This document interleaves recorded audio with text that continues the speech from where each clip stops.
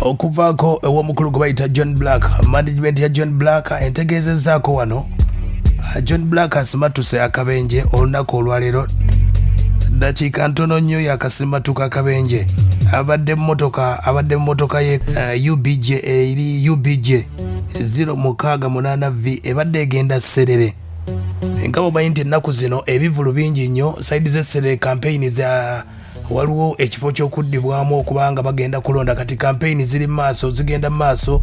Olunaku olwajjo nalabyeyo Bobi Wine bannaffe abanupu babaddeyo n'omukulembeze gw'eggwanga nawulidde nti agenda kuba ate nga agenda mu nteekateeka eyo. Kati abayimbi bangi nnyo era ekirungi ekisobodde okuba ate nga awonyeeko omukulu ono John Blaq, omukulu Gravity Omutuju, ttiimu ya Gravity Omutuju ebadde bavaako emabega era esobodde okuba ate nga ebayambye okuba ate nga ebaddusa mu ddwaliro naye ng'emmotoka yeevulungudde nesobola okuba ate nga egudde mu kiwonvu.